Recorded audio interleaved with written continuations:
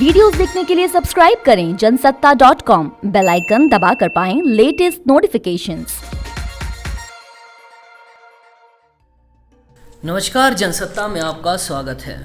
Vaccine आने वाली है, महामारी जाने वाली है, कोरोना का काला अध्याय खत्म होगा।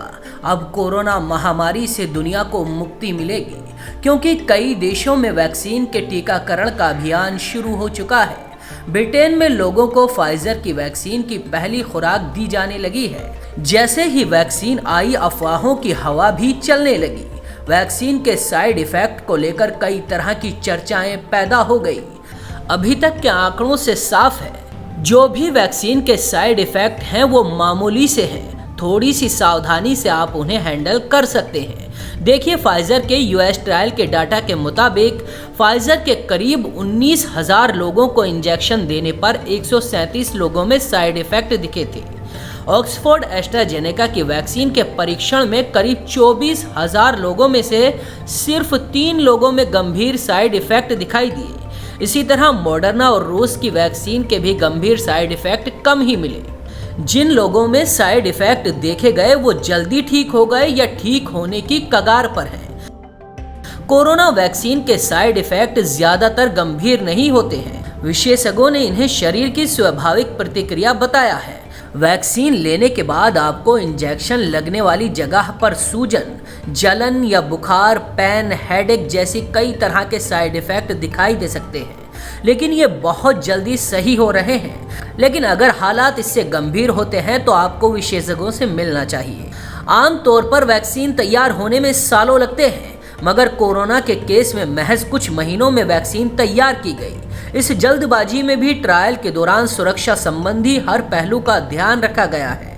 सवाल भारत का है कि भारत को कौन सी वैक्सीन पहले मिलेगी। 2 स्वदेशी वैक्सीन ने अप्रूवल के लिए अप्लाई किया है और एक फाइजर ने भी भारत में इमरजेंसी यूज का अप्रूवल मांगा है। Hopefully soon, maybe I cannot predict the timeline because I do not, licensure has to come from the Ministry of Health and the Government of India, but we hope with good data, safety and efficacy data, Covaxin will be able to be available at least if in the first quarter of next year to the categories and to the first responders according to the plan that the Government of India is embarking upon to vaccinate the population in phases.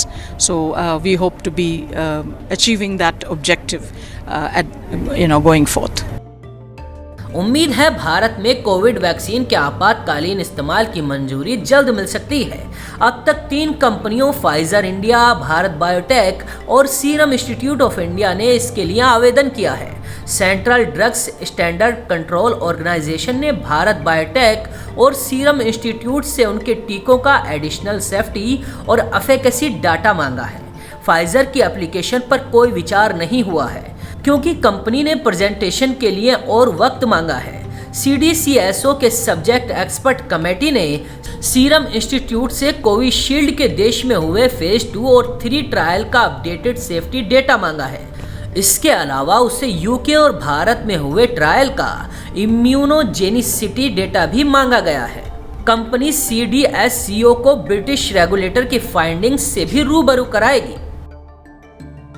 Serum institute ने Oxford के Covid टीके के लिए AstraZeneca से deal की है।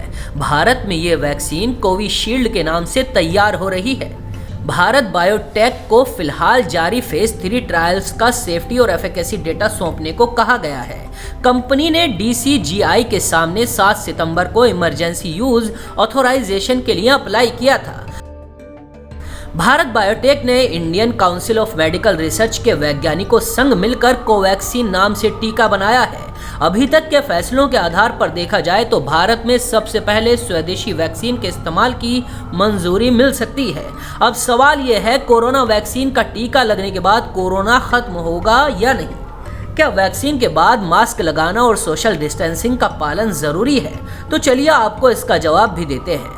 Britain के वैज्ञानिकों के मुताबिक कोरोना वैक्सीन दुनिया भर में आ जाने के बावजूद लंबे समय तक लोगों को कोरोना गाइडलाइन और सतर्कता बरतने की जरूरत होगी।